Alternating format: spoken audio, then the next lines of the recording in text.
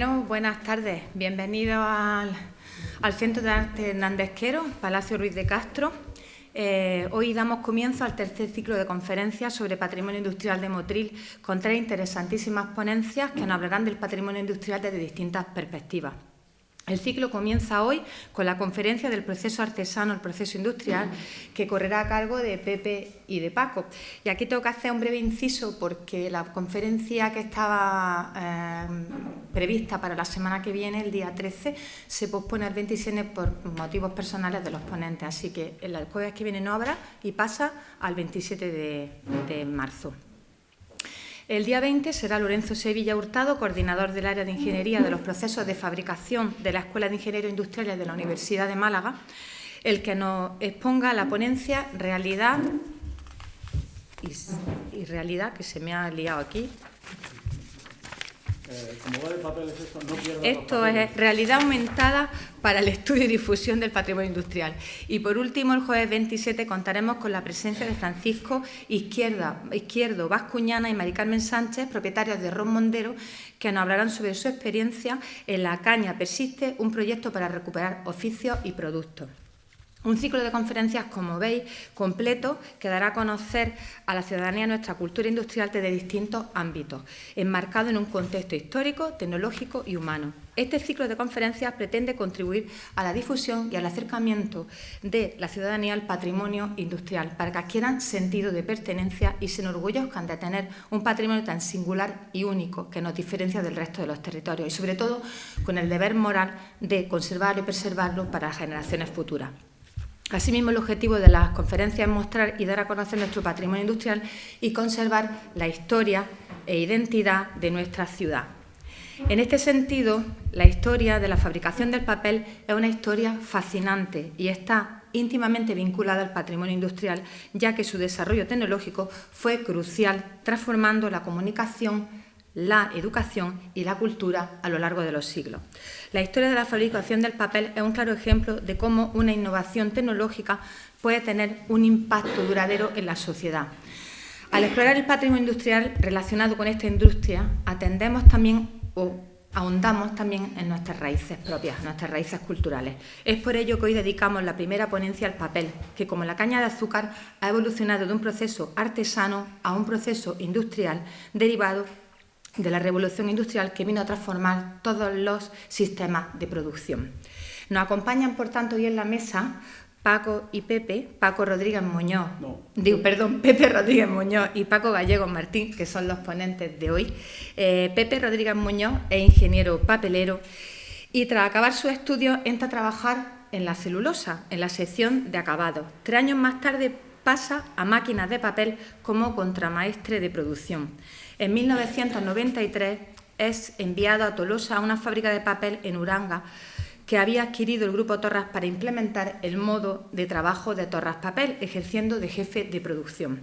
En 1998 pasa a la fábrica del Carmen de Amorebieta como director y en el 2000 es trasladado de nuevo a la fábrica de Motril, donde ejerce como director de producción, cargo que ostenta hasta 2010, siendo en junio de ese mismo año nombrado director de planta, puesto que ocupará durante 7 años. En 2017 coordina fábricas de especialidades del Grupo Torras, Leiza, Almazán, Motril y Zaragoza, siendo en 2019 nombrado director de asistencia técnica, cargo que ocupa hasta su jubilación en 2022.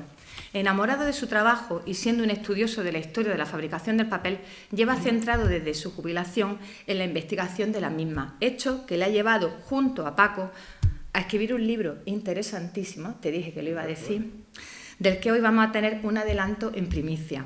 Por otro lado, tenemos a Paco, licenciado en Derecho y diplomado en Estudios Jurídicos Avanzados. Paco entra a trabajar en la celulosa en 1985, ocupando distintos puestos, principalmente en la sección de acabados, siendo su paso por la sección de mantenimiento la que le permite adquirir de primera mano los conocimientos generales de funcionamiento de la planta. Paco compatibiliza su trabajo en la celulosa con su labor de abogado, profesión que ha ejercido durante varios años. En 2018 fue uno de los comisarios de la exposición del azúcar al papel, 55 años de historia de la celulosa, que fue la nave de azúcar en la fábrica del Pilar, ahí en el almacén de azúcar donde estuvo la exposición. La vivimos yo en primera persona. Sí. Era vecina. ¿Vale? Era vecina. Coordinada con Pepe Rodríguez. La preparación de este evento despertó el interés por la investigación del mundo del papel y su evolución histórica y técnica. Tras esta exposición y con todo el material que reunieron para la misma, Paco y Pepe decidieron oportuno conservarlo y ponerlo en valor, haciendo un pequeño museo sobre la historia del papel y en particular de la fábrica. En este museo, diseñado con mucho cariño, puede verse o apreciarse de forma sencilla el desarrollo en la historia del papel y su nexo de unión con la caña del azúcar y su proceso de fabricación, así como la historia en sí de la fábrica de la celulosa. Este museo se puede visitar, pero bajo visita concertada previamente. Aparte de su labor profesional, me gustaría destacar esto porque me ha parecido muy interesante. La práctica de la espeleología le ha permitido investigar y explorar numerosas cavidades de la región andaluza, participando en la publicación y colaboración de numerosos artículos, obras, exposiciones y ponencias para la divulgación de la misma. Tras su jubilación, junto con Pepe, han formado el tándem perfecto de investigación, cuyos resultados vamos a poder disfrutar hoy. Así que, Paco, Pepe, estamos ansiosos de escucharos. En primer lugar, la necesidad que surge de comunicarse entre el hombre una vez que ya aprende a comunicarse por signos, por palabras de voz, necesita transmitir este conocimiento, esta comunicación, lo que quiere decir de alguna manera y busca medios por los que llevarlo a cabo. Hace 38.000 años, se estima, más o menos, que surge lo primero que está impreso en una cueva, en la cueva del Castillo en Cantabria. Un investigador lo ha mencionado en uno de sus libros, Mark Kurlansky, y es la primera forma de comunicarse, mediante signos, símbolos en las paredes. Más tarde, en rocas, empieza a tallar, empieza a descubrir formas de hacer estas marcas para que ese conocimiento que transmite queden impresas y otras personas puedan leerlo. Y tenemos las tablillas de los sumerios, arcilla, no solo una comunicación escrita en forma de texto, sino también de plasmar este pensamiento subjetivo, ¿no? Sí, sí. Y en esa búsqueda de materiales, pues piedra, arcilla, las planchas de cera de los romanos. Las tablillas de cera, sí, que se podían borrar después de haber escrito. Y llegamos a un punto en que en Egipto, aprovechando las plantas que se daban en las orillas, en las riberas del río, la planta del papiro, surge la posibilidad de, cortando, son cañas de aproximadamente 5 centímetros de diámetro, las cortaban en láminas, quitándole la piel exterior, y hacían una especie de superposición de tiras que golpeaban luego con una piedra muy lisa y formaban estas hojas que luego, secadas, podían servir como elemento de escritura. Le daban también un poco de almidón para darle un trato más suave, superficial, y simultáneamente con la escritura del papiro convive en Asia los pergaminos por la ciudad de Pérgamo. Son pieles tratadas para poder escribir encima. Ventaja sobre el papiro. El papiro, sacándolo de su entorno, donde tenía una humedad y una temperatura más o menos que le venía bien para su conservación, el pergamino lo puedes llevar donde quieras, que soportaba perfectamente todas las condiciones a las que se le sometieran. Entonces, se hizo un elemento imprescindible para todos los documentos que necesitaban guardarse, que necesitaban tener esa salvaguarda en el tiempo. ¿Cómo se hacía? Hay que mencionar, ahora que estamos hablando del papiro, que es de la palabra papiro, donde deriva la palabra papel. Correcto.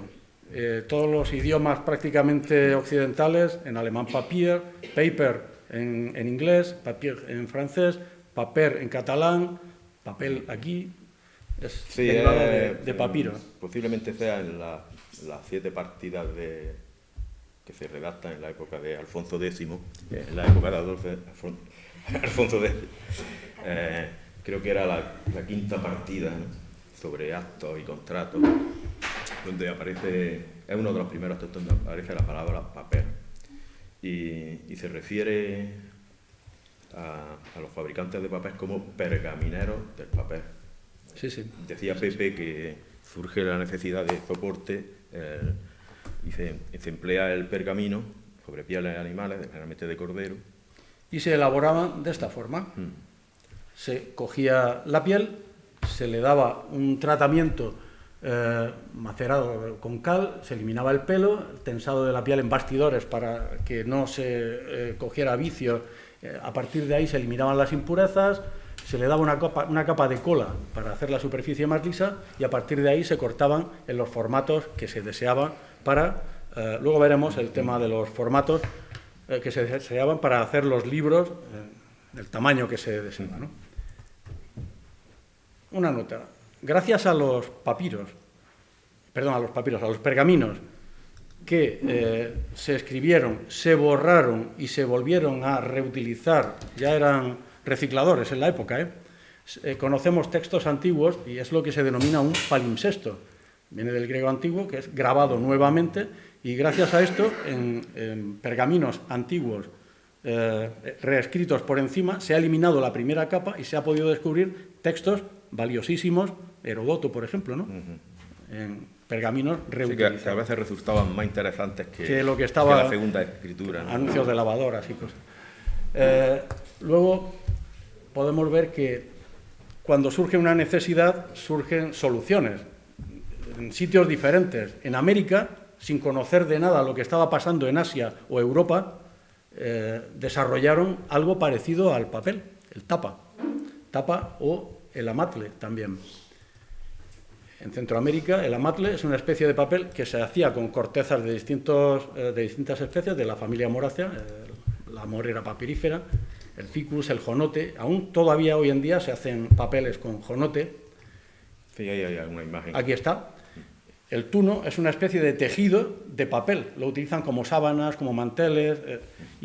Lo veis abajo en la imagen de la derecha, que es cómo se hacía el papiro, entrelazando diferentes capas. El mismo procedimiento. El mismo procedimiento. Y se le dan con piedras volcánicas, machacándolo, alisándolo posteriormente y tira el ancho y el largo que se quiere.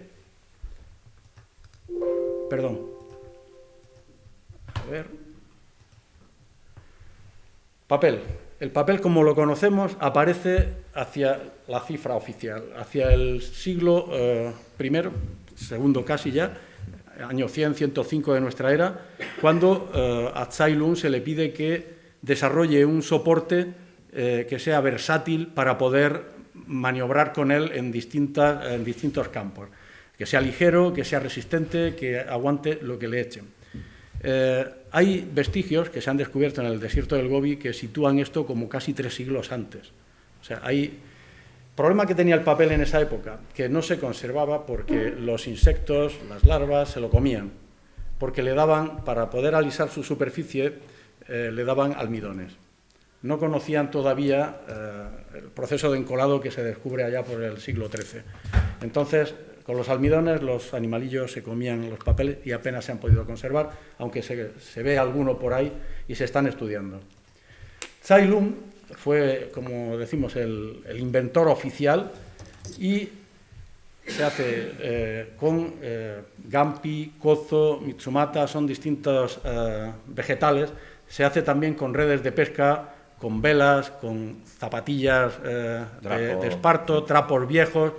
Los primeros recicladores, ya hace 2000 años, reciclaban materiales para poder hacer el papel. Tsai Lung ha pasado la historia como el inventor, pero podríamos decir que, de hecho, algunos descubrimientos arqueológicos han demostrado que existía bastante antes. Posiblemente lo que hizo fue perfeccionar la técnica y darla a conocer. Entonces ha quedado que nadie va a ir así a decir lo contrario, ¿no? Porque...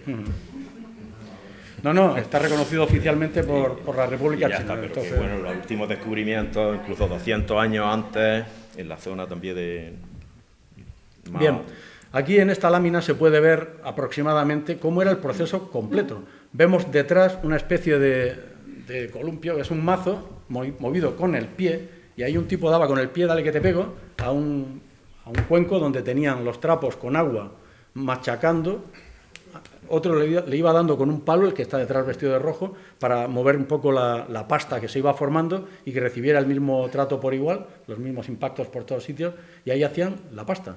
Esa pasta, con agua, era trasladada a la tina que está debajo del individuo que tiene esa malla donde va a formar la hoja, que se llama forma, y una vez que se habían formado, se retiraban a unos elementos unos soportes para secarlos, originalmente al sol o bien sobre paredes donde se pegaban, y esto servía además para hacer una cosa, blanquearlo al sol, porque con todos los materiales que se usaban y sin haber descubierto todavía el cloro, no lo podían blanquear al nivel que ellos deseaban. Lo ponían al sol. Hacían un tratamiento, por ejemplo, con las fibras Sí.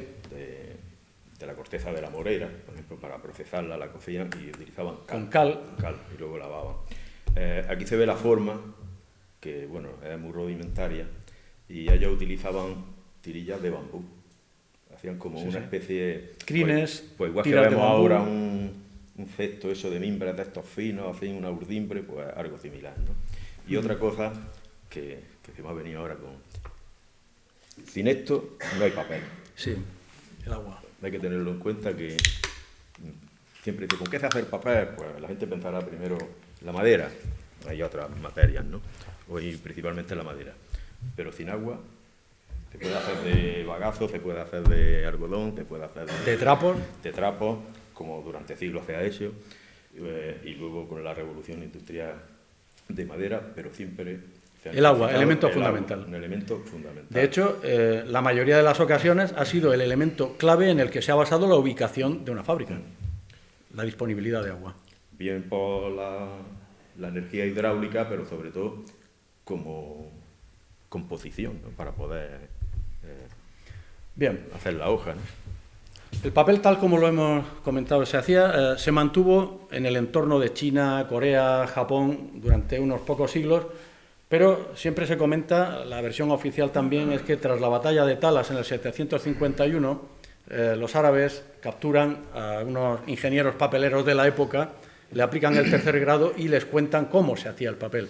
Es un poco leyenda porque en esa época ya había transacciones comerciales en ambos sentidos, de China hacia el mundo árabe y del mundo árabe hacia China, con lo cual es lógico pensar que usaran distintos soportes para hacer la burocracia que conllevaba todo aquello, y entre ellos el papel. Entonces, bueno, es la leyenda lo que cuenta esto, y sí que dicen que a partir de ese año... El caso que de Oriente, del mundo chino, Oriente, a través de la expansión de los mongoles y el contacto con los árabes, entra en el mundo árabe y ahí ya se transmite hasta que llega a Europa. Y ¿Dónde llega a Europa? Pues por el sur de España y el sur de Italia, principalmente. Aquí se ve algo similar a lo que veíamos con Cailun, se ven dos elementos con una especie de bolsa ahí separando trapos, luego se ve un mazo a su derecha, luego hay otro elemento con la forma haciendo en una tina la hoja. En la esquina izquierda inferior se ven unas piedras sobre una especie de prensa muy artesanal para prensar el papel y poder secarlo. Se ve una cuerda en la parte superior, en el centro, con hojas colgadas para tenderlas al sol, que se blanquearan y se secaran. Y luego abajo del todo, a la derecha, abajo, se ve un elemento que es una piedra para poder bruñir el papel, alisarlo y bruñirlo. A veces era una piedra o una madera bien pulida. Bien pulida. Aquí se ve un poco el viaje del papel desde Samarcanda hacia el norte de África, España, Italia, Europa.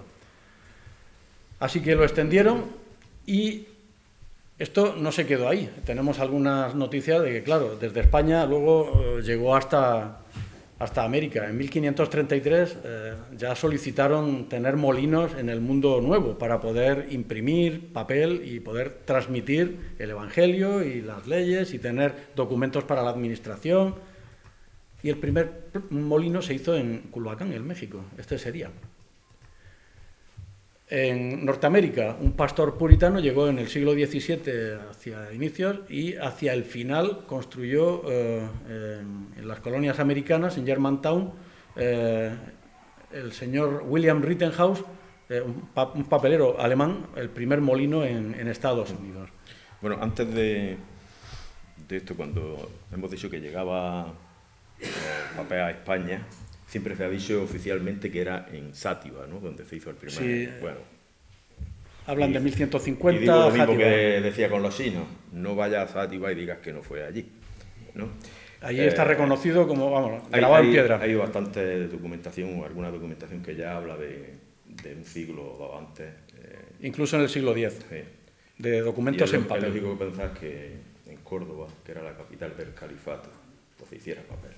Con el río Guadalquivir, que tenía molinos, era fácil pensar que se hiciera papel allí. Ahora, ¿por qué ha quedado Sátiva como...? Porque, bueno, ha aparecido bastante documentación, hacía un papel de calidad. Hay historiadores árabes Y que en lo mencionan el papel de gran calidad que se hacía en Sátiva.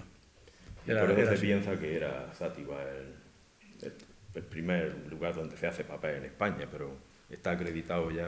Sin embargo, documentación que es mucho anterior. El primer documento que se considera como el primer papel en España es el Misal de Silos, que tiene unas cuantas decenas de páginas de papel y el resto en pergamino. Misal de Silos. Bueno, ¿cómo se hacía el papel? El papel, para poder moler los trapos de los que se constituía, había que macerarlos y había que molerlos. Lo que decía Paco del agua, energía disponible, el agua, o de sangre.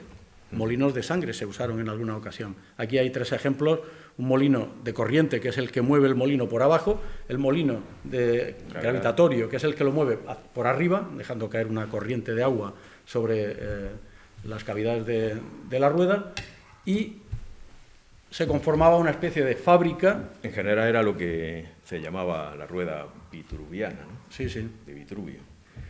La fábrica era un taller donde esa rueda movía, podía haber 1, 2, conocemos molinos con 3 ruedas que movían diferentes elementos.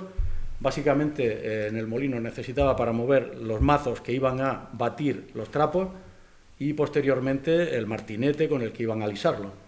En el molino vivían en distintas, trabajaban en distintas naves, distintos niveles, las escogedoras que separaban los los trapos por calidades, y además luego los cortaban en un elemento que era una cuchilla que se colocaba vertical, iban pasando los trapos así de esta guisa y iban esguinzando, era el esguince. Entonces pasaban los trapos a un elemento que era la cuba de maceración, donde se maceraba el pudridero, donde se pudría. Se ablandaban los si trapos. le aportaban algo de cal, ayudaba. Y pasaba luego a las pilas, podían estar hasta 2 meses, moviéndolos, echándole más agua, y pasaba a las pilas de mazos. De ahí, una vez que estaban machacadas, se podían obtener distintas calidades de pasta en función de los mazos que se usaran. Había básicamente 3 que desarrollaron los italianos. Unos mazos donde daban 2 o 3 mazos a la vez con herrajes de metal muy afilados para destrozar los trapos. En la siguiente cuba los herrajes ya eran romos para seguir machacando, pero abrir esos trocitos que habían roto, abrirlos un poco más. Y luego la tercera cuba los mazos eran lisos. Eran machacados con mazos de madera lisa, y de esa forma se desarrollaban las fibras individualmente y quedaban muy suaves. Digamos que este procedimiento que está ahora explicando Pepe es el que desarrollan los italianos. Hasta entonces era el mazo simple, incluso manual. Manual, sí. Como lo hacían los árabes. Los árabes llegaban a tener unos... Pero los italianos desarrollaron el tándem normalmente eran 3 pilas, normalmente podían ser más. Y 3 mazos por cada pila, ¿no? Y en cada una de esas pilas iban los cabezales, como ha dicho Pepe, ¿no? Para darle distinto acabado, y se iba pasando de uno a otro hasta que se Los árabes incluso llegaron a utilizar pequeños majaderos que movían con la mano. O sea, como morteros, producciones ridículas de papel. Hemos visto antes que en 1690 Rittenhouse hizo la fábrica en Norteamérica, hacía 110 kilos de papel al día. La fábrica esta de papel hace 800 toneladas un día bueno, o sea, en un día. La pasta ya preparada pasaba a una tina donde el laurente o formador cogía su forma y... Creo que... Sí, estaba ya. Luego la pasamos para que la veáis. Era algo así, donde introducía la forma, dejaba caer con 3 o 4 movimientos, desgotar el agua y la hoja que se quedaba arriba se la pasaba la forma incluso, se la pasaba al ponedor, que ponía un sayal, que era una especie de paño, que se golpeaba sobre una pila. Un fieltro, digamos. Iba haciendo con esos sayales de lana una pila, una posta, que luego, una vez que tenía un número determinado de hojas, iba a pasar por una prensa a escurrir el agua. Entonces, vete pasando que lo vea aquí el personaje. Esto es muy pequeñito, ¿eh? Sí, normalmente podía tener el este tamaño de un A3. Bueno, hemos visto tamaños que hay que moverlos con elementos de suspensión para con 2 personas poder sumergirlo en una gran cuba y hacer una especie de sábana. En Japón se sigue haciendo. Bueno, este está hecho de plástico en 3D, en impresión 3D, pero originalmente eran de hilos de acero. Los hilos más finos que vemos hacia un lado son los corondeles, y los que atraviesan, que son de más grosor para darle cierta... Los puntizones. No, los puntizones al revés. Sí. Los corondeles son las columnas más finos, y los puntizones los otros. Los que utilizaban eran los... Bien, una vez que tenían la posta preparada, pasaba a la prensa, y de la prensa pasaba... Voy a darle aquí... pasaba a secarse. Pero después del secado, este es un taller ya visto globalmente, aquí en la parte izquierda superior vemos la parte de secado, el mirador que se llamaba, vemos un montón de ranuras de la ventanita que se podía mover, incluso el maestro artesano tenía mucho cuidado dependiendo del tiempo que hacía para abrir o cerrar, para conseguir un secado adecuado, porque se secaba el papel. Luego pasaba a la cuba que hay a la derecha, donde se le iba a dar la cola. Hemos dicho que los italianos desarrollaron un sistema de encolado mejor que el que usaban los árabes o los chinos, que usaban almidones. Los italianos desarrollaron el colágeno. El colágeno lo obtenían, el aguacola, cociendo elementos que obtenían de las carnicerías, pezuñas, pieles, cartílagos, huesos, lo cocían todo en esa cuba, y una vez que tenían ese aguacola la filtraban y la mantenían caliente, suficientemente caliente para no quemarse las manos, porque las metían continuamente ahí, mazos de 10, 12 hojas, las metían, las sumergían y les daban ese aguacola. Luego volvían a prensar las postas que iban haciendo y volvían a secarlas, y ya estaba el papel preparado para... Bueno, esto que acaba de mencionar, lo de la posta, yo voy a matizar cuando se hacía la aguacola, que ha dicho que eran pieles, eso en general le llamaban carnaza. Sí, eran las carnazas, sí. Le llamaban carnaza. Luego hablaré un poco más adelante también sobre eso. Lo de la posta. Cuando iba saliendo la forma de papel y se iba apoyando sobre los sayales, de manera alterna, sayales o fieltros, pues se llegaba a completar como el equivalente a lo que sería media resma, unas 225 hojas. Sí, sí. Eso es lo que se llamaba una posta, y una vez que se conseguía esa posta es cuando ya se llevaba a la prensa, ¿no? Entonces era una prensa de usillo. Cada persona en el molino tenía un papel, pero cuando se iba a prensar... Era entre todos, a tirar allí. A tirar de la palanca. Se le conseguía retirar gran cantidad de agua y además iba conformando... Sí, se compacta mucho mejor el papel. La planidez y demás. Y además, cuando ya se hacía el tema del encolado, se cambiaban las hojas de sitio y de sentido para que las marcas propias de los sayales de lana no quedaran tan marcadas. No deformaran. Y bueno, todo esto hay que tenerlo en memoria, todo este proceso. Porque luego lo vamos a repetir. Luego en las máquinas modernas ocurre se hace lo mismo. Pero a grandes velocidades.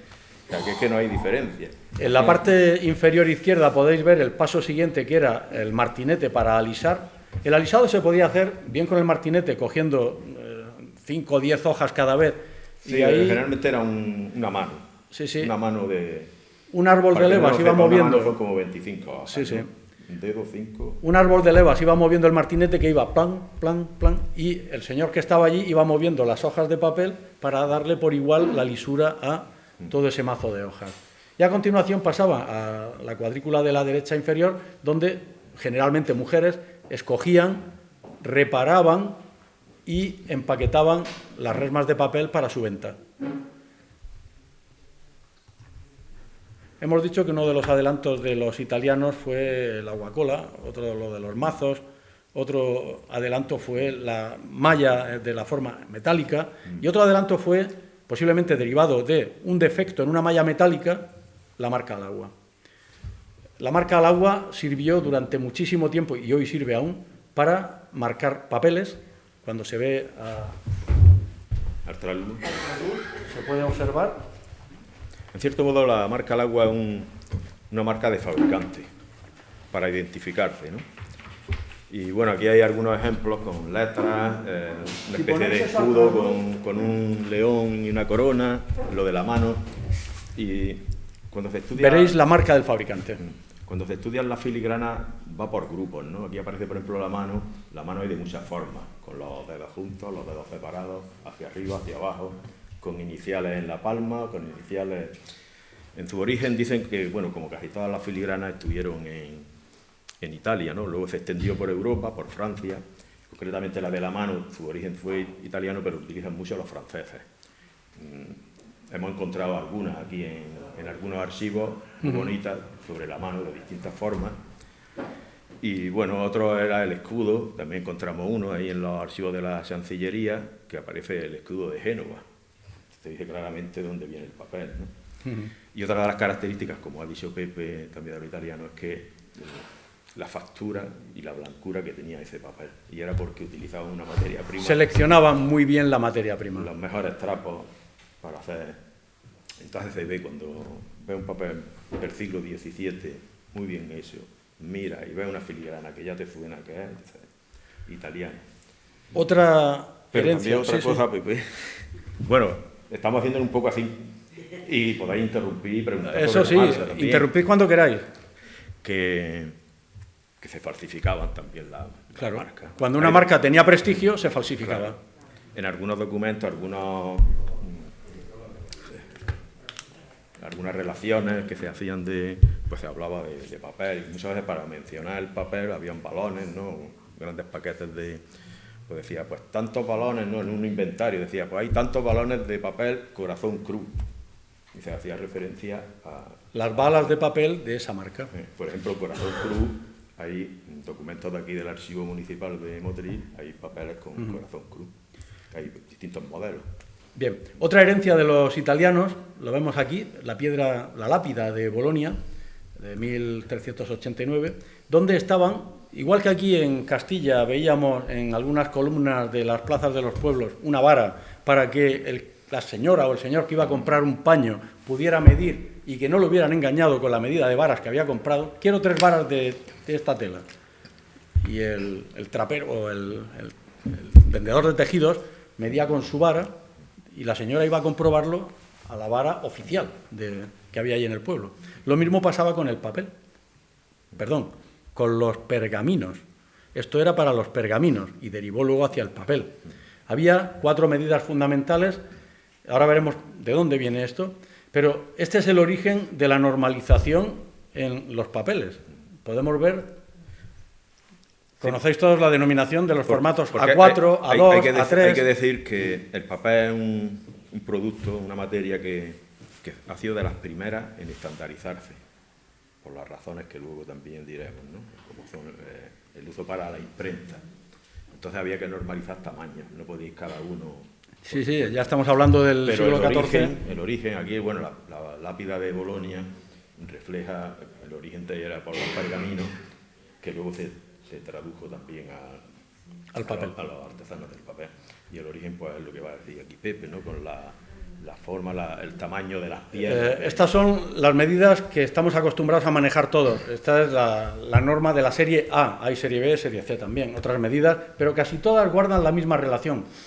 Largo entre ancho, o sea, la medida larga entre la medida corta, raíz de 2, muy aproximada. 1,38, 1,42, 1,43, más o menos se van guardando esas medidas. ¿Por qué? Pues porque cuando se cogía una piel de cordero, más o menos estándar el tamaño, y ahora Paco hablará del vitela, pero cuando se cogía un tamaño normal, salían unas medidas prácticamente parecidas o las cortaban parecidas y las encajaban en esas medidas mesutes reales que hemos visto antes. La piel del cordero era más o menos estándar, pero para el vitela... El vitela, pues claro, eran corderos pero que no habían nacido. Porque Sí. era la piel tan fina y tan délica, entonces claro, salía un pergamino del no va más, top, vamos. Sí. De hecho, luego, con el papel artesano, se intenta buscar uno que además le llaman papel vitela porque intenta imitar Sí, lo inventó John Watman. el papel, o sea, el pergamino de vitela. El papel vitela. ¿Cómo era la vida en el taller papelero? Muy dura. Bueno, en principio hay que entender que un taller papelero es una unidad económica de producción que no solo se dedica al papel y que implicaba varios conocimientos, no solo el del maestro papelero, sino además de herrero, de carpintero, estaban los carpinteros de los Prietos porque había que arreglar elementos de madera, temas de hidráulica, pero además tenían una explotación agrícola y ganadera como complemento. Sí, A veces, eran casi unidades autárquicas, o sea, se mantenían casi ellas solas.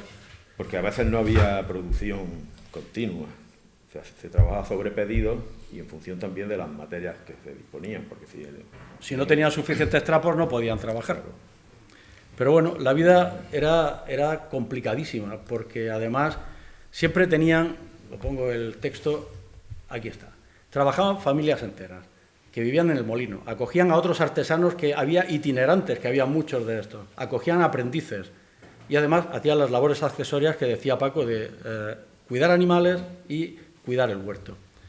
Las condiciones del taller, pues habéis visto antes ese edificio que tenía como 4 plantas, vivían en la intermedia, arriba tenían el mirador para secarlo, abajo estaba generalmente el taller con ruido, humedad, olor nauseabundo, porque no hemos comentado, pero muchas veces para macerar esos trapos usaban orines y los orines los recogía gente que iba con cubos por las casas recogiendo orines.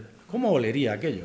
Nadie quería tener un molino papelero al lado de casa. claro. Y luego, bueno, los trapos, Y los trapos, que podían venir de hospitales, de tal, de muertos, o sea que... imaginaos, voy a decir una burrada, me la perdonaréis. En esta época, cuando se le preguntaba a alguien por el oficio de papelero y decía, entre puta y papelero me quedo con lo primero. Imaginaos la Ya ha llegado burrada. hasta casi nuestros días, ¿no? Imaginaos la burrada. Evidentemente ya ha cambiado mucho, ¿eh? Pero ojo, no hay que tomar los pies de la letra. hasta el siglo XIX era así, y primeros del XX, ¿eh? Sí. Primeros años del XX. Bueno, hay que decir que esta vida tan perra, ¿no? Como podía hacer estar en un molino papelero, ocurría también con otros oficios, ¿no? Porque Sí. yo me imagino, y los que habéis estado, si alguno ha estado en Marruecos, donde curten las pieles... En Fez, te dan... o en Tetuán mismo también. Te dan ramitas de hierbabuena para que la lleves en la nariz y no Por te fin, mueras. Pero claro, esto tenía unas condiciones especiales, ¿no? Porque hemos dicho que el laburente metía la mano y el platero y tal en agua, ¿no? Pues imaginaros en invierno. Pues, y el ambiente Sí. Era húmedo. El agua que venía del río era la que movía el molino, pero también el agua que usaban una vez decantada para hacer el papel. Y de eso el agua estaba hemos, fresquita. De eso cuando hemos hecho algún taller de papel y hacía frío, pues a meter las manos en agua y así continuamente. Un día Luego y cuando otro.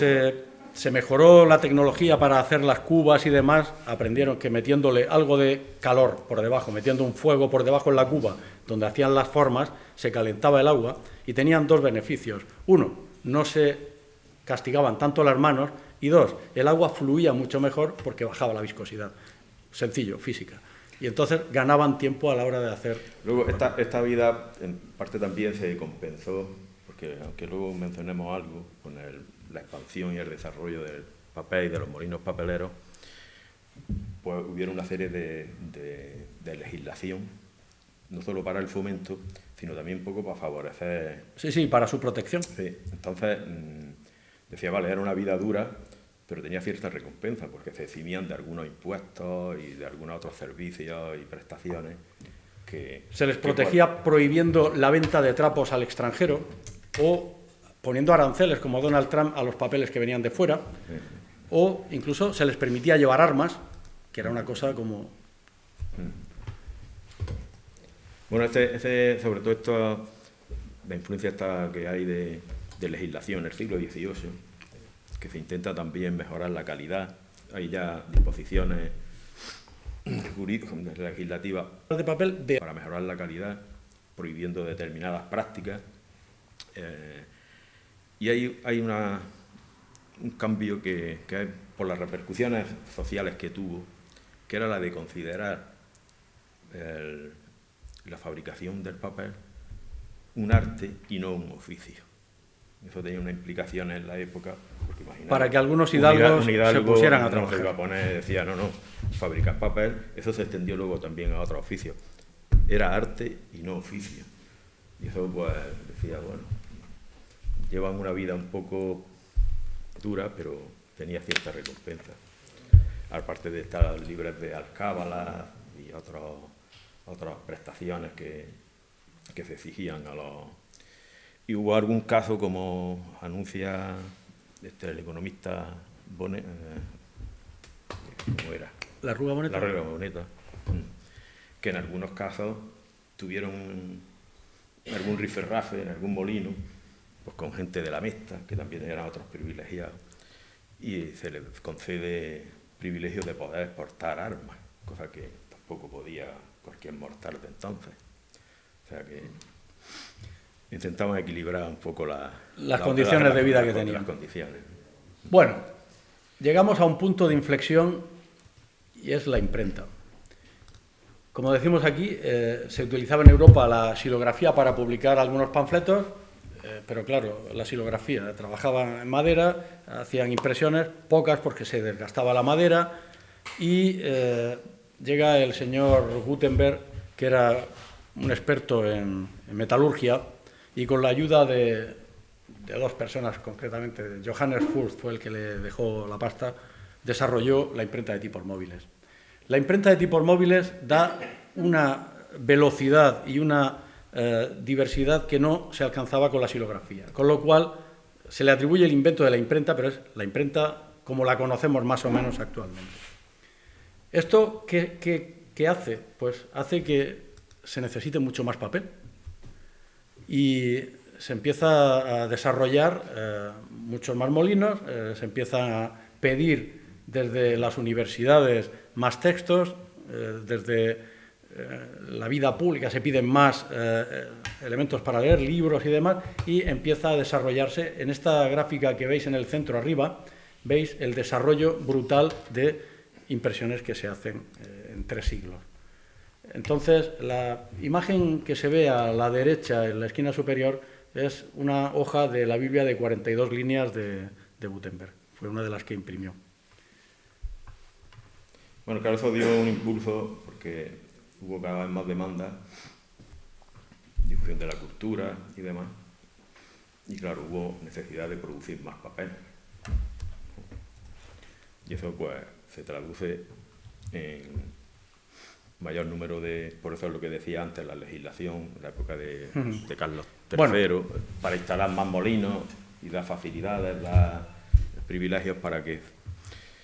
Como decimos aquí, el papel se fabricó de la misma forma durante siglos, pero la llegada de la imprenta pidió mucho más papel. ¿Qué se hace entonces? Desarrollar más molinos, pero como se sabía poco de la tecnología, de la metalurgia y demás, pues se hacían los molinos de la forma tradicional. Y esto llega hasta el siglo XIX prácticamente.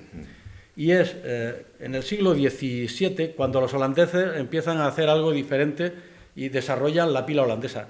No tenían saltos de agua, no tenían ríos caudalosos para mover molinos, desarrollan el molino de viento. Esos molinos de viento con los engranajes adecuados mueven una muela que tiene unas barras metálicas que giran sobre una pila y van batiendo la pasta.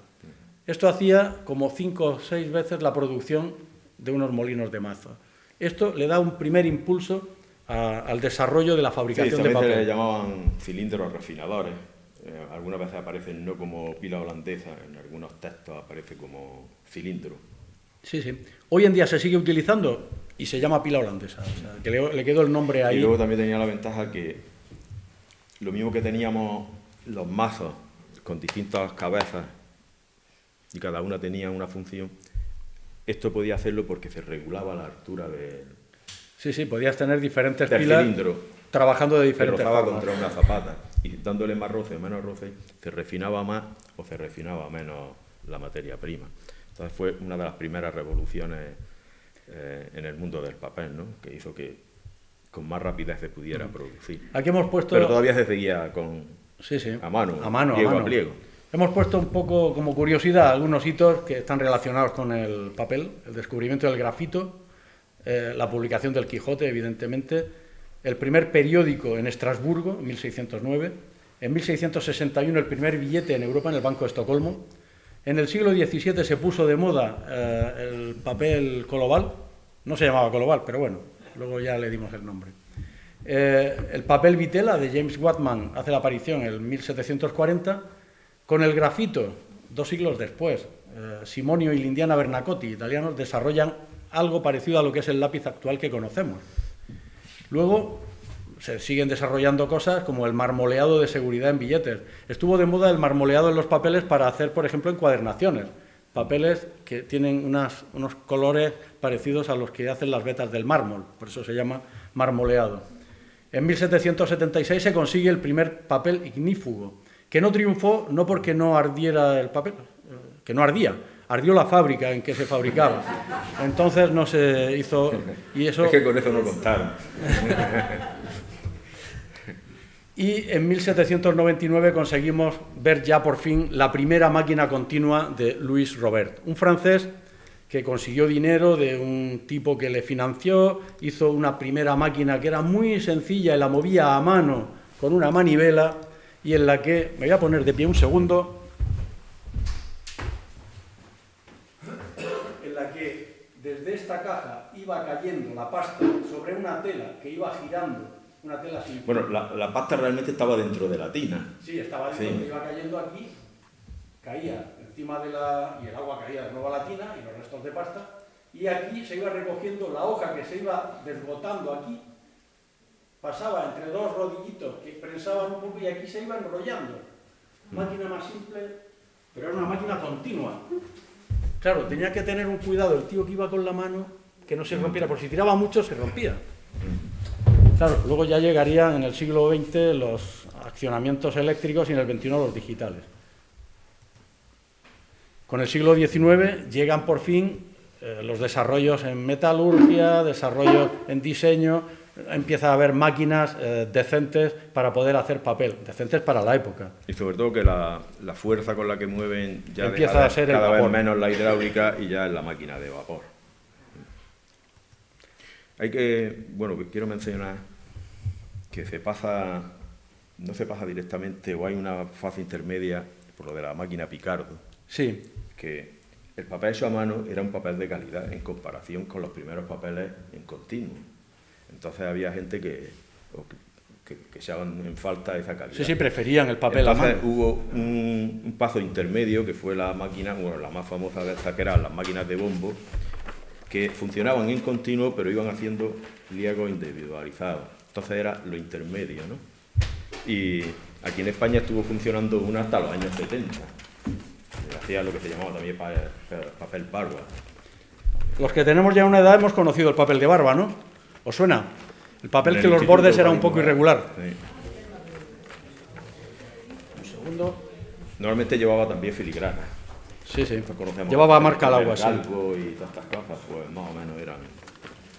Esos papeles, sobre todo, se seguían utilizando en papeles de dibujo, papeles de estos de pago al Estado, cosas así más. Os voy a pasar para que veáis un ejemplo del papel hecho a mano, con las marcas que quedaban de la tela, ahí esas rayitas que se ven, un papel hecho en máquina, a gran velocidad. Esta está hecho a mano en 4 segundos, y esta está hecha...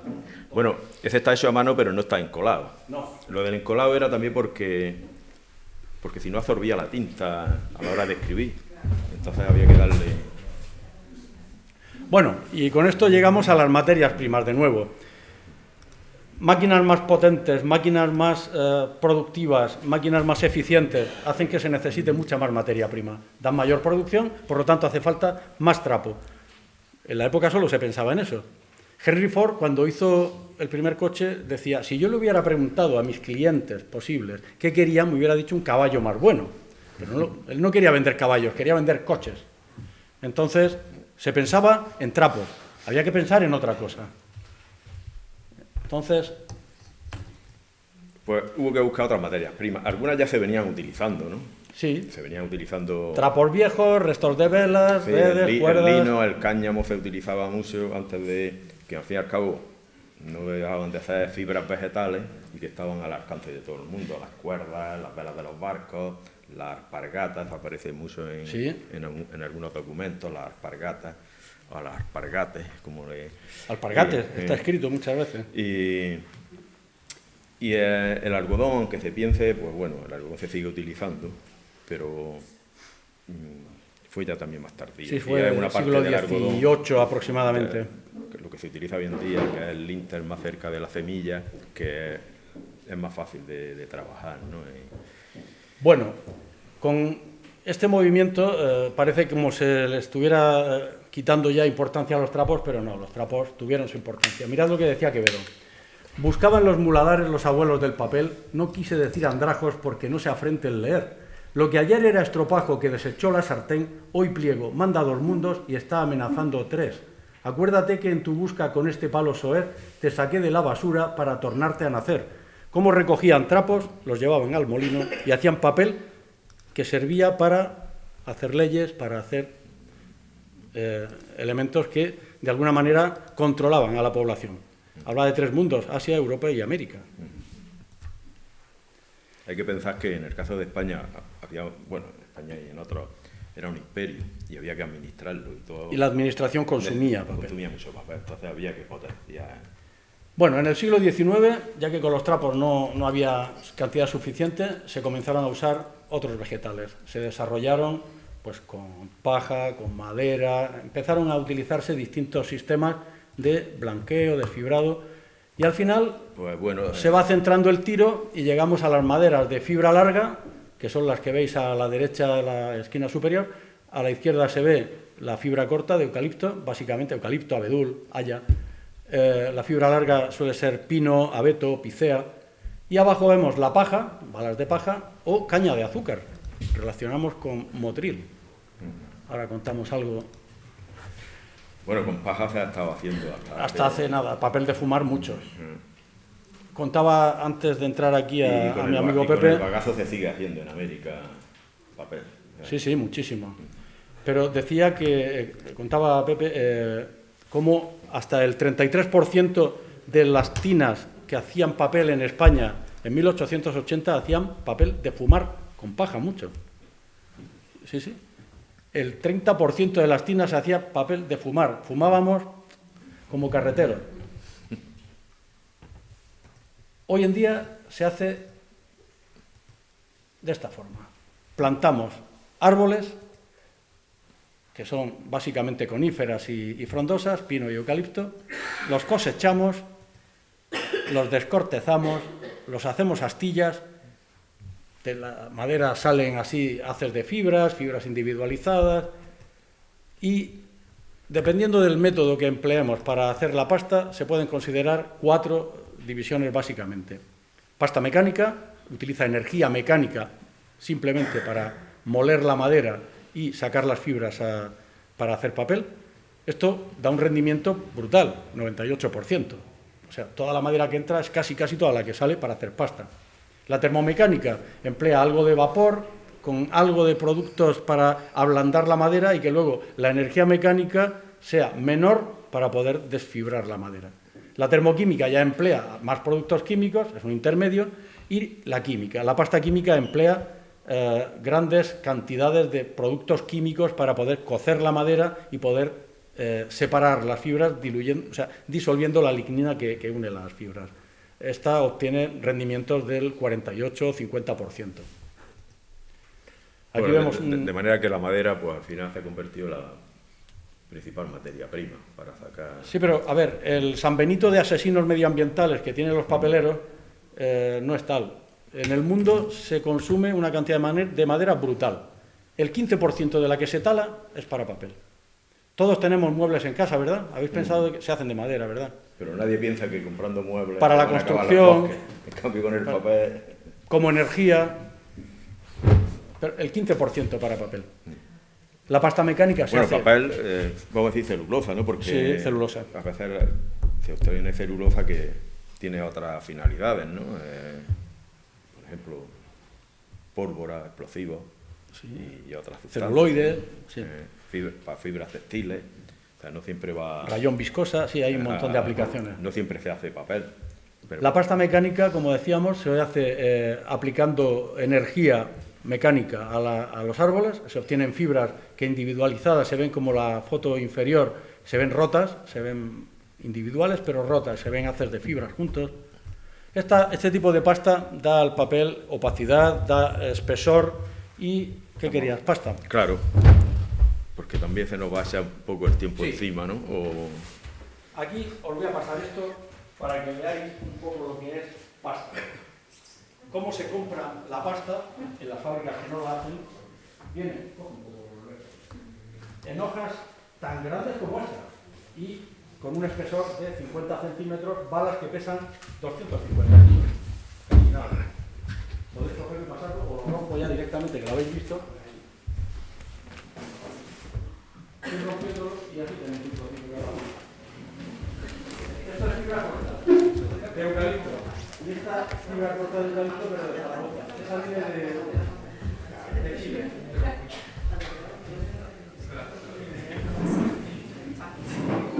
Ahora explicamos lo de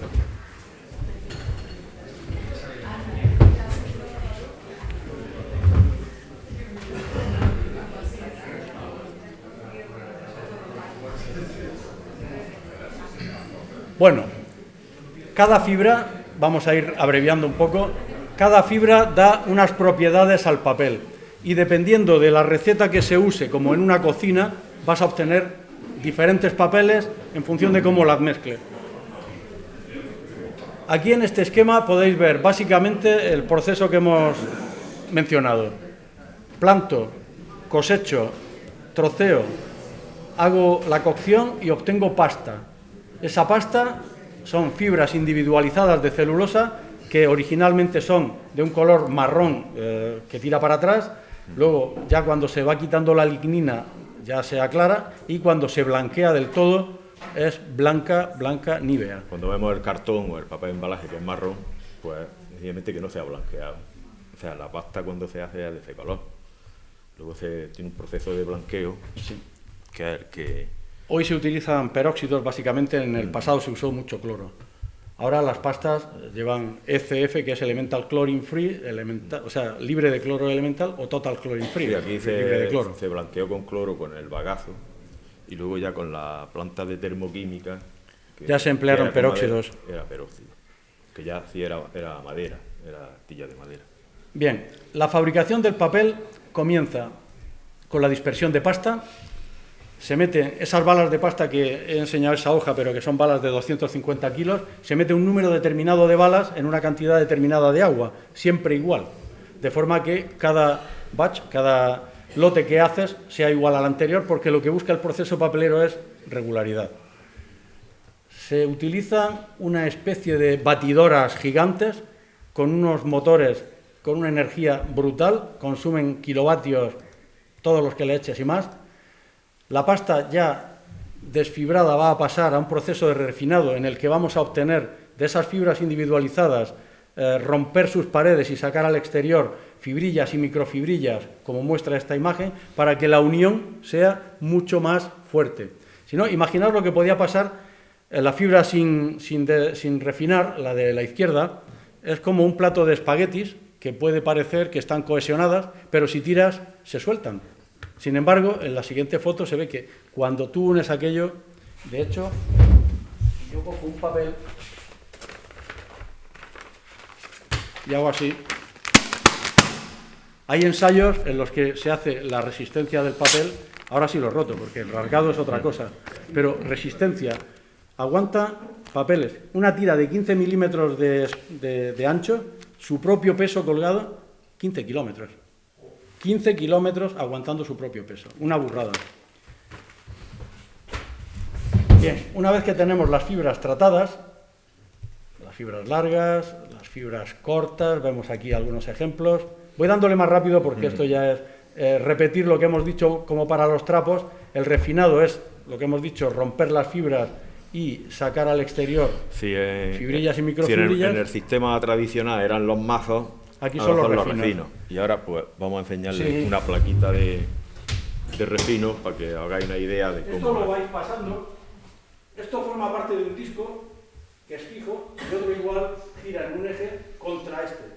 Por el centro se introduce la pasta va a pasar entre los dos discos desde el centro hacia el exterior y en ese proceso va a pasar rozando con las cuchillas del disco contra otras fibras. Entonces se va a conseguir un efecto de corte, de machacado de las fibras, que se pasan por ahí. Eso es pequeñito, pero los discos... Lo hay en forma cónica, lo hay en forma plana, con un dibujo en un sentido o en otro. A ver, que he perdido el... ¿Dónde está el ratón? Luego, cuando tiene un desgaste, se cambia. Ya. Porque yo recuerdo que con la radial allí en la TQ... Sí, se rehacían. se rehacían. Aquí veis para aprovechar un poco más la... algunos ejemplos de refinos y de discos. Posteriormente, ya la pasta preparada, se hace la mezcla adecuada, tanto de fibra larga, tanto de fibra corta, tanto de pasta de termomecánica, tanto de recorte, porque usamos el propio papel que va quedando como residuo en la fábrica, se utiliza reciclándolo. Es como un reciclaje interno. Y se introduce al circuito de cabeza de máquina, donde se procede primero a su depuración. La pasta, hemos visto que viene en balas, pero esas balas, hemos dicho que una venía de Zaragoza, otra venía de Chile. Vienen en barcos, en trenes, en camiones, se almacenan en almacenes por ahí y trae arena, se le rompen alambres de los que las unen. Entonces, estos elementos van con el pulper para adentro. Entonces hay que quitarle arena, alambres, partículas metálicas que se desprenden de las bombas y hay elementos que se utilizan para depurar. Los depuradores, pásame, no, hago una hoja de aquellas. De aquellas. Ah, vale. Gracias. Un depurador cónico no es ni más ni menos que un cucurucho por el que entra tangencialmente la pasta a alta, digamos, a baja consistencia, muy baja consistencia, empieza a girar a gran velocidad, las partículas pesadas van por fuerza centrífuga, van contra las paredes, pierden velocidad y caen por abajo. Hay un agujero que va recogiendo la suciedad. Y en el centro se genera un vórtice ascendente de pasta limpia. Pones un montón de elementos de estos en una batería, cada uno pasa 500, 600 litros por minuto y la caja de cabeza puede pasar 40.000 litros por minuto, con lo cual imaginad que hay que poner baterías bastante grandes de elementos de estos para depurar. Luego hay otros elementos depuradores, como son estos de presión, de rejillas, que ahí había un trocito. Aquí hay un trocito de rejilla. Esto forma parte de una canasta de estas que veis ahí redondas, para que veáis que por ahí pasan las fibras, lo ponéis al lado de luz, veréis. Por ahí pasan las fibras de celulosa. Con mucha agua, ¿eh? La dilución es brutal, mucha agua. Eso en los antiguos molinos papeleros Aquí pues se tenéis el esquema de ponían funcionamiento. una especie de rejilla con mimbre o una tela de saco, Sí, muy más o menos, que es lo que se utilizaba. Y las aguas, para que fueran limpias, lo que utilizaban era un decantador. Llegaban las aguas de la acequia y caían pues suciedad, hojas y tal. Tenían un decantador para los limos y luego ya esa es la que utilizaban. No la motriz, porque la motriz podía ir sucia, fuera la que fuera, la que tenía que ir limpia. Incluso había legislación que haciendo prevenciones en este aspecto, ¿no?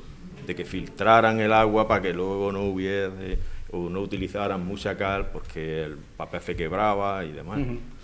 Bueno, el esquema de funcionamiento de un depurador a presión lo veis ahí, es ese que va pasando esa rejilla, es redonda, hay unas palas que van girando en su interior y van moviendo las fibras a salir. Después llega a la mesa de fabricación, que no es ni más ni menos el tamiz que usaba el Laurente para hacer la hoja de papel, pero que gira, como vimos en la máquina de Luis Robert, pero ya en la máquina moderna ya no es una máquina que va con una manivela, son máquinas que se mueven hasta 2000 metros por minuto, 120 kilómetros por hora. O sea, es una brutalidad. Aquí hay un esquema. Sí, sí. Las telas están por allá abajo.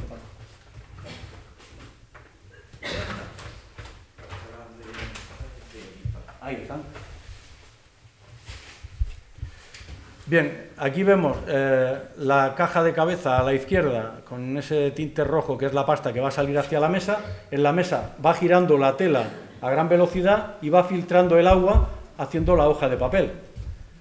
Hay mesas con doble tela, hay distintos diseños para poder hacer el papel con distintas mesas en función del destino al que se le va a dar. Bueno, ahí en la tela veis que algunas tienen un rotillo ahí, ¿no? Sí, esa tela hubo que cambiarla porque por eso se rompió, se quitó la porque tela. hay un tornillo. Hay que pensar que un pequeño defecto en la tela se transmite al papel, por lo cual no puede... En este caso, cada vuelta de la tela son 42 metros, pues cada 42 metros de papel habría ese defecto. Y una bobina que mide 50.000 metros tendría unos pocos defectos. Y puede caer que te coincida luego, abres un libro y te aparece el defecto. Esa tela se quita y se pone. con el papel defectuoso reciclarlo. Se detecta, por ejemplo, en la parte de bobina que ha entrado, se marca y decir que aquí ha entrado por los detectores. Hay elementos de control. Claro, hoy no nos vamos a exponer, no vamos a exponer todo esto, pero hay elementos de control de calidad de producción que son alucinantes. O sea, cámaras de alta velocidad que detectan defectos, que te dan fotografías, que te dicen dónde está el defecto, qué tamaño tiene y cómo se ha hecho. En fin, hay muchos elementos. Y como cada rollo que sale de máquina se le hace un análisis y demás, pues si hay cualquier, pues se aparta y para evitar que no llegue, siempre puede colar algo, ¿no? Bueno, entonces, las funciones de una tela de formación básicamente era hacer la hoja, ahí lo dice. Influye en la maquinabilidad, retención, marcas de la hoja, etcétera, lo que hemos visto en esa... Bueno, esa tela es moderna, sintética. Las había de bronce, las primeras eran de bronce y se rompían con una facilidad. Era igual que eso, pero de hilo de bronce. Una tela sintética de este tipo puede estar 3 meses en la máquina sin problemas. Antes duraban una semana cuando había suerte. ¿No, Manolo? Una semana o a lo mejor 3 en una semana. Y el desgaste que tenía, que no es el mismo que... Hay diferentes tipos de telas, como veis aquí esta es una tela muy básica. En función de los papeles que se van a hacer, se complican los tramados, igual que los tejidos de una chaqueta, de un pantalón, de una camisa. La urdimbre, la manera de... La trama y la urdimbre cambia, y las capas que tienen, para poder hacer telas diferentes. Después de pasar por la forma, el laurente, lo daba a el ponedor, que lo ponía en un sayal y hacía una posta para poder prensar. En este caso, la máquina continua, la de Luis Robert, vimos que pasaba por 2 rodillitos la hoja, prensaba, como esos rodillitos de las gasolineras para secar la bayeta. Entonces, en el sistema actual...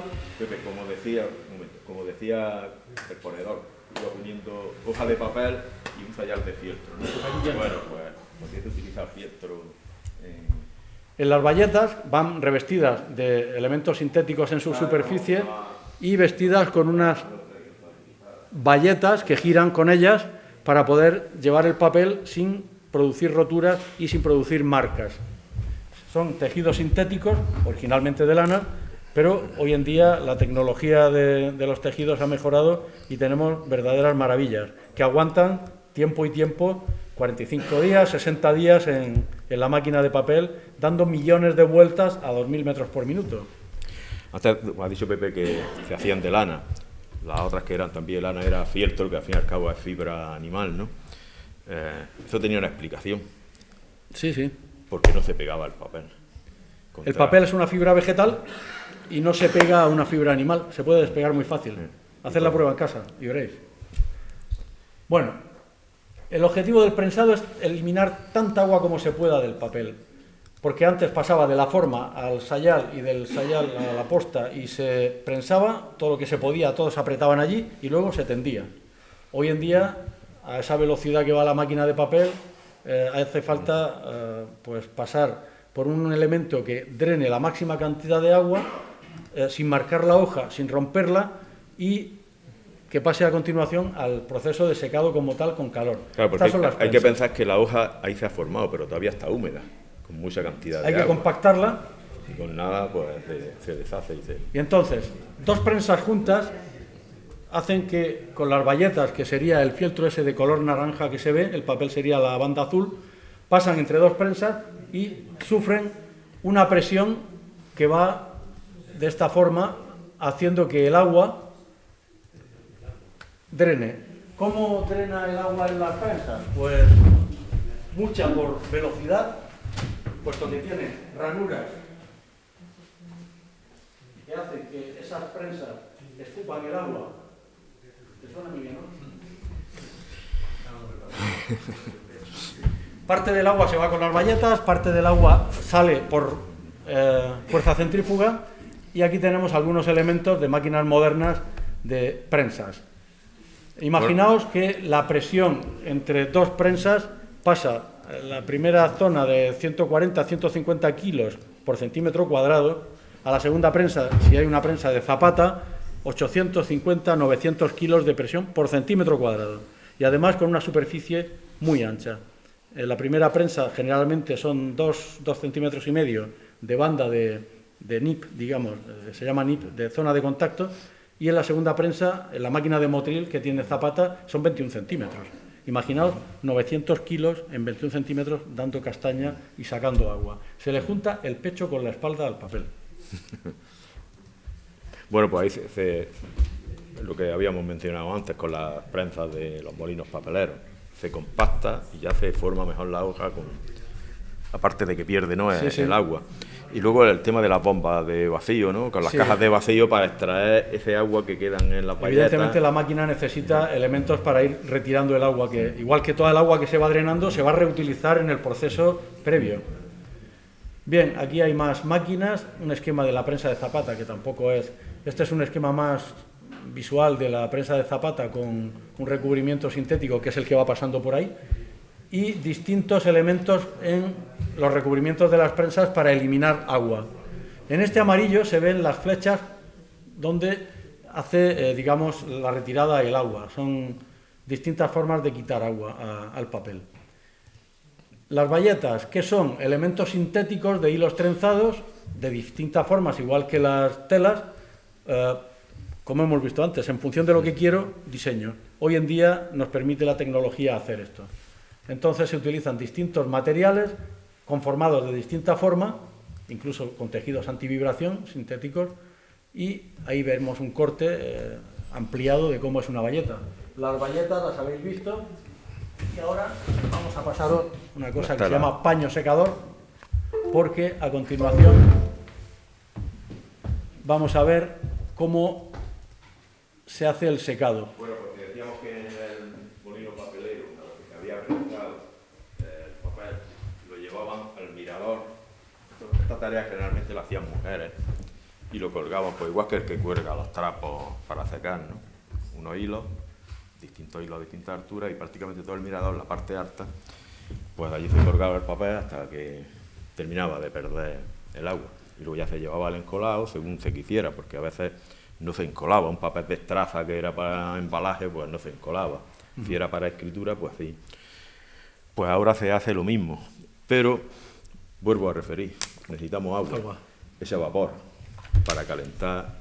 Sí, porque la sequería actual, a diferencia de lo que era el mirador, que era con aire, y se regulaba el aire con el paso de las ventanas, en la sequería lo que se va a hacer es pasar la banda de papel que va girando con un montón de secadores calentados internamente con vapor. El vapor, al condensar, va a desprender calor, que calienta la superficie interior del secador, calienta la superficie exterior, por tanto, y la superficie exterior en contacto con el papel hace que ese agua hierva y se evapore. Entonces, un grupo de secadores que va a girar en continuo, hasta 50 secadores, por ejemplo, en una máquina. Secadores, las que conocemos aquí, tienen 1,5 metros de diámetro y 4 metros de ancho, los secadores. O sea, son bombos importantes de tamaño. Hay máquinas de 10 metros de ancho. Prácticamente el mayor tamaño que ocupa una máquina de papel es la sequería, ¿no? Sí, sí. Entonces va a pasar por ese grupo de secadores, empezando por una temperatura suave para que no se pegue el papel al secador, y va subiendo de 45 hasta 140 grados. Para que se ayude a esto se utilizan los paños secadores, que son esos que... Sí, están viéndolos por ahí. Son telas que van en contacto con el papel y el secador para favorecer la transmisión del vapor a través de ellos y eliminarlo y fijar el papel lo máximo posible a la superficie del secador. Son distintos tejidos y después hablábamos de se le daba un aguacola o un almidón al papel.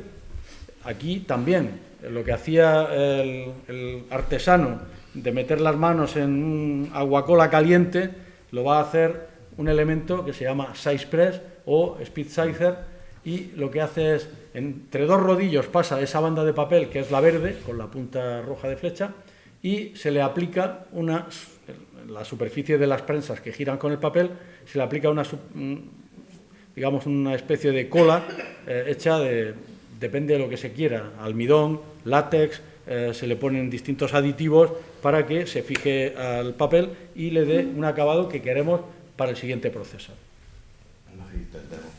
Por aquí como... No, ese es estucado para calandrar. Este sería un esquema de un speed sizer, distintos modelos, y lo que hacían luego las mujeres con la piedra o la madera para bruñir el papel se hace con un elemento que se llama lisa. Son dos cilindros metálicos que, además de igualar la banda de papel en ancho, eliminan picos y demás porque son elementos construidos en acero. El acero, cuando se calienta, se dilata. Entonces, atendiendo a esa primicia de física que os acabo de dar, resulta que tenemos elementos que sobre la lisa calientan por zonas esa prensa y lo que hacen es dilatar a voluntad la superficie a nivel micrométrico, con lo cual deformamos la superficie para conseguir que un perfil de espesor se iguale, porque tenemos ordenadores que nos miden los perfiles, nos dan los picos que hay y en consecuencia estos elementos los corrigen. Esto sería una lisa, esto ya sería una máquina de papel antigua, donde se ve la mesa, las prensas y más sí, atrás la sequería. Principios del siglo XX. Una máquina moderna, ya con todos los implementos de tecnología actuales. Y luego se podría hablar del estucado. Vosotros sabréis si queréis escuchar esto o me paro aquí. Bueno, son 30 páginas más que van volando. No. Bueno, el estucado. El estucado, todos sabemos lo que es estucar una pared, ¿no? El estucado no es ni más ni menos que recubrir una rebanada de pan con nocilla. Sin más, eso es el estucado. O llamar al tío del yeso y decirle, mira, darle aquí sí. unas paladas de esto y me lo dejas fino. Es recubrir un soporte de papel con una salsa de estucado para mejorar su superficie y hacerla mucho más apta para la impresión. Y para ver esto, aquí veis 4 imágenes donde se ve con menos, con más y con más salsa de estucado. Se utilizan distintos elementos, una estucadora en el esquema, la cocina donde se preparan las salsas, que se llaman salsas, un sistema aplicador de cuchilla, que sería la llana del Yeside, sistema de secado. A continuación tendríamos un esquema de lo que es un papel estucado con un soporte y unas capas aplicadas. Sí, bueno, aquí cuando estamos hablando del estucado, igual que pasa por la speed sizer, sí. Se le da esa capa superficial y luego el estucado tiene que volver a pasar por una sección de secado. Sí, cuando se moja hay que secarlo. Siempre que le da una capa, otra vez se humedece y hay que volver a secarlo. Una vez que se ha estucado el papel, generalmente, salvo en casos de papeles mate, hay que calandrarlo para mejorar la superficie y dar más lisura al papel. Os voy a dar unas muestras. Bueno, este estaba sin estucar. Sí, ahora lo uso. Os voy a dar unas muestras de papel. Este estaba estucado sin... estucado sin... No, trae, ese es para mí. Este es para mí. Dale este. Y ahí va cada cosa, vale. Brillo y demás.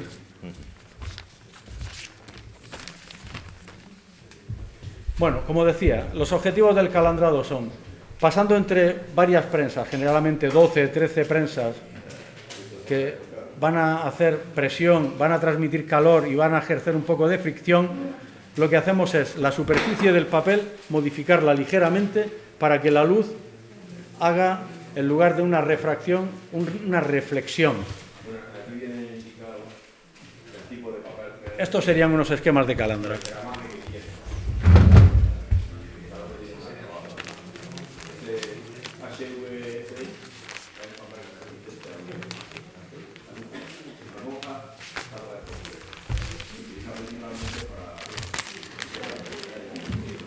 Mirad, este es un papel que por ahí está girando una muestra de papel metalizado, pero este es un papel para metalizar que no está calandrado. Si veis este papel apenas brilla. Sin embargo, ejerciendo una presión, calor y fricción, puedo hacer que brille, porque modifico la superficie de la capa aplicada. Eso es lo que hace la calandra. El dinero que lo pone todo por 2 céntimos.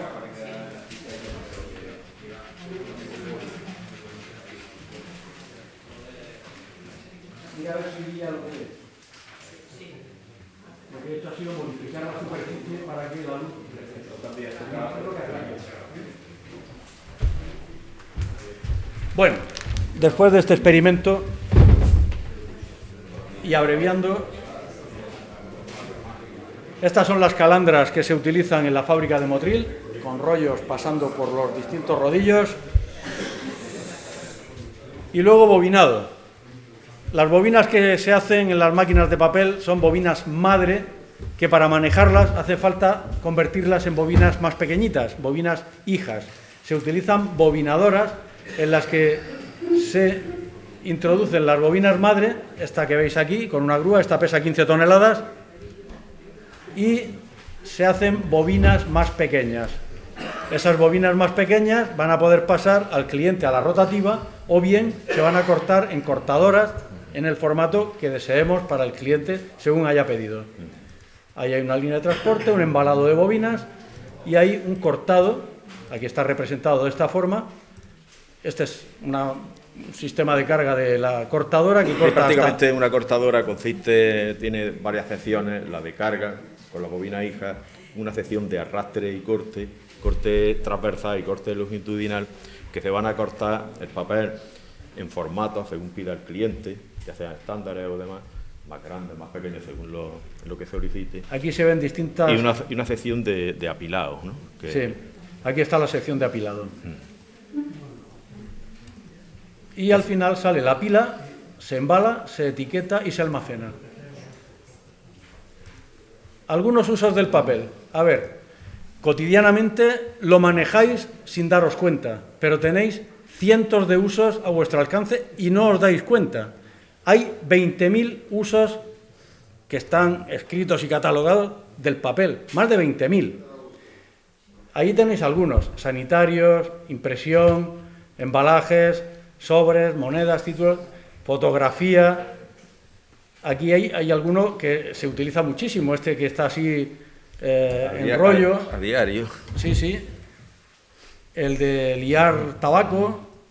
Aquí veis también adhesivos. Os voy a pasar... Hay uno que menciona ahí que vea el papel de fondo para frutas. No sé si sabéis lo que es. Bueno, los molinos papeleros de la zona de Málaga, cerca de la Zarquía, que todavía, porque el que quiera verlo, hacían mucho papel para usos de papel, para usarlo, romperlo. Para fondo de frutos, que era para la uva de la Zarquía, ¿no? Para las pasas. Entonces, estos molinos papeleros estaban especializados en hacer papel para eso, para fondo de fruta. Todavía queda uno en pie, ahí cerca de Maro, que el edificio está prácticamente entero, más usos de papel, aunque no tiene ya maquinaria. Bueno, aquí veis algunos, pero aquí hay más. Metalizados. Había una hoja de metalizado por ahí, chulísima. Sí, bueno, está por ahí rodando. Sí, la de la botella. Aquí veis, por ejemplo, uno de adhesivo. El adhesivo, este que se usa para quitar la etiqueta, pegar y tirar el resto, es un complejo, se llama. Es una base de papel que se llama siliconado porque se le da una silicona que soporta la cola que luego se va a pegar al papel que sí vamos a usar como etiqueta. Esto es un complejo. 2 papeles diferentes unidos por silicona y un adhesivo.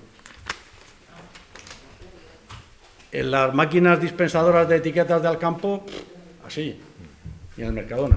Bueno, el térmico también. Ahora os explico, vemos un poco más esto ya que me quedan 2 páginas y termino. Quería llegar a este punto. Donde el teléfono móvil no les alcanzó, el 11S, fijaos este tipo, la foto. De lo de la Torre Gemela. Torres Gemelas, se quedaron sin comunicación. Veis muchos papeles por el suelo, ¿verdad? ¿Sabéis qué era? Eran muchos papeles que decían cosas de estas. Estamos en la planta 84, tantas personas, estamos atrapados. O sea, al final, volvemos un poco al el uso primigenio, principio, ¿no? comunicación. de esta historia, ¿no?